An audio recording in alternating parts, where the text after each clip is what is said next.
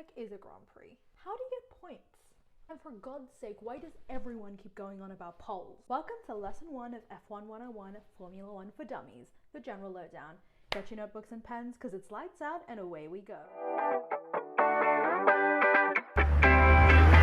Let's start off with the term Grand Prix, which is not to be confused with the term Grand Prix. It actually refers to people who think women don't belong in motorsports.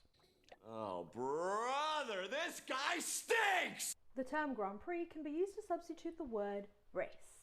For example, the Australian Grand Prix just means the Australian race. Each Grand Prix or race makes up one round, and in this year's calendar there are 24 rounds or 24 Grand Prix. At each Grand Prix, drivers and teams are gunning to win races, but more importantly gunning to win points. It's like they're gold, because they already have gold. This is because there are two simultaneous competitions running throughout the season, World Driver Championship and World Constructor Championship. Drivers, teams. Now, how do you get points? Drivers in the top 10 positions get points as follows: 25, 18, 15, 12, 10, 8, 6, 4, 2, 1. Yeah. Now, drivers can also get points during something called a sprint race. We'll cover that in another lesson. Alright students, now we're going to do some application. If you look at the progression of points as you go down in position, you see a steep decline. This actually influences different teams' competitive edge. Teams with larger budgets and more experienced drivers are really gunning for those podium finishes.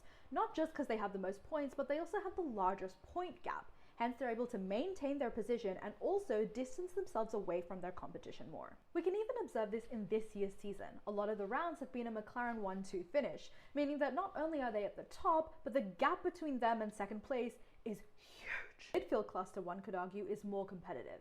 Since the gap between the points is so little, it's extremely important to midfield teams to get both drivers in a top 10 finish. Essentially, a driver's place is essential to winning the race. Speaking of place, whenever somebody says P1, P3, P8, that basically means place or position. You'd think this is straightforward, but it took me an embarrassingly long amount of time to figure that out. What an idiot. Another important P word is pole. Pole essentially means first. If a driver starts on pole, it means they start from the first position, and if they win from pole or on pole, it means they started and finished from the first position. Now, you might have noticed that we give a lot of attention to drivers who qualify in pole position. This is because starting at the front of the grid means you're more likely to win the race. And why do we want to win? So we get points, win championships, and stay hired. And with the checkered flag, our lesson comes to an end. I've been your professor, and thank you for coming to F1 University.